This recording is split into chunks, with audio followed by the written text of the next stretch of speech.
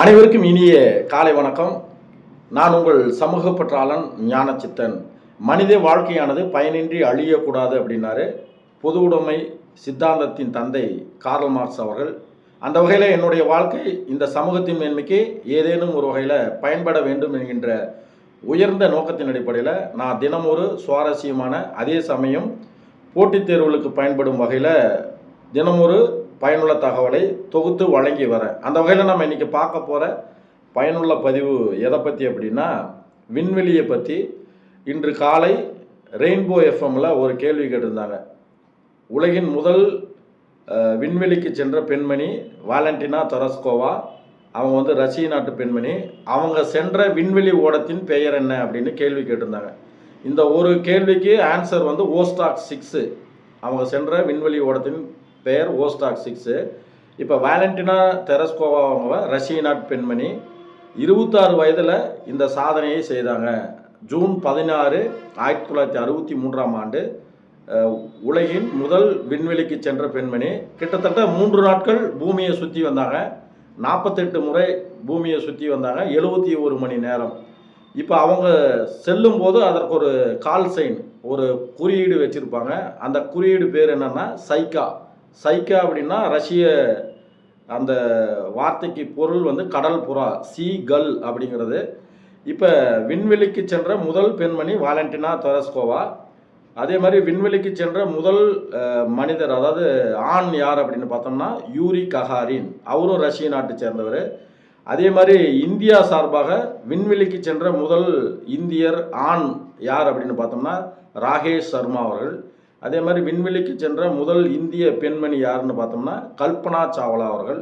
அதே மாதிரி விண்வெளியில் அதிக நாள் தங்கியிருந்த பெண்மணி யாருன்னு பார்த்தோம்னா சுனிதா வில்லியம்ஸ் அம்மையார். அவங்க நம்ம இந்தியாவை சார்ந்தவங்க தான். இந்த மாதிரி விண்வெளி சம்பந்தமான பல தகவல்கள் தொகுத்து வழங்கி, அந்த தகவல் உங்களுக்கு டிஎன்பிஎஸ்சி, யூபிஎஸ்சி போன்ற போட்டித் தேர்வுகளுக்கு நிச்சயம் பயன்படும். அது மட்டும் இல்லை, உலகம் சுற்று வாலிபன் திரைப்படத்தில் கவிஞர் புலமை பித்தன், முன்னாள் அரசவை கவிஞர், 4வது அரசவை கவிஞர், அவர் ஒரு பாட்டு, அதாவது சிரித்து வாழ வேண்டும் பிறர் சிரிக்க வாழ்ந்திடாதே, உழைத்து வாழ வேண்டும் பிறர் உழைப்பில் வாழ்ந்திடாதேன்னு அப்படி அந்த பாட்டு, அது பல்லவி. அதில் சரணத்தில் வரும் ஒரு வரி, வானில் நீந்தும் நிலவில் நாளை பள்ளிக்கூடம் நடக்கும், காற்றில் ஏறி பயணம் செல்ல பாதை அங்கே கிடைக்கும் அப்படின்னு எழுதியிருப்பார்.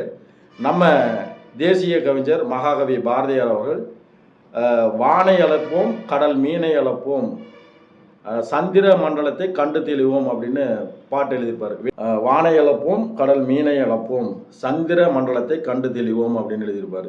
அதனால் கவிஞர்களுடைய கற்பனை வெறும் கவிதையாக மட்டும் இல்லை, அது ஒரு விதையாக அமையுது. வெறும் கற்பனையாக மட்டும் இல்லாமல் அவங்களுடைய தீர்க்க தரிசனமான வார்த்தைகள் இன்று நடைமுறைக்கு கொண்டு வராங்க. அதனால் விண்வெளிக்கு சென்ற முதல் பெண்மணி வாலண்டினா தெரஸ்கோவா. அவங்க சென்ற விண்வெளி ஓடத்தின் பெயர் ஓஸ்டாக் 6.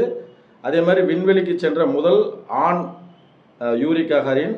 இந்தியாவு சார்பாக விண்வெளிக்கு சென்ற முதல் ஆண் ராகேஷ் சர்மா. இந்தியா வம்சாவளியில் விண்வெளிக்கு சென்ற முதல் பெண்மணி கல்பனா சாவ்லா. அதே மாதிரி அதிக நாள் விண்வெளியில் தங்கியிருந்த பெண்மணி யாருன்னு பார்த்தா சுனிதா வில்லியம்ஸு. அவங்க நம்ம இந்திய வம்சாவளியை சார்ந்தவங்க. இன்றைய பயனுள்ள தகவல் அனைத்தும் உங்களுக்கு மிகவும் பயனுள்ளதாக இருக்கும். மீண்டும் ஒரு நல்ல பயனுள்ள தகவலோடு நான் உங்களை சந்திக்கிறேன். நன்றி, வணக்கம். வானில் நீந்தும் நிலவில் நாளை பள்ளிக்கூடம் நடக்கும், காற்றில் ஏறி பயணம் செல்ல பாதை அங்கே இருக்கும்,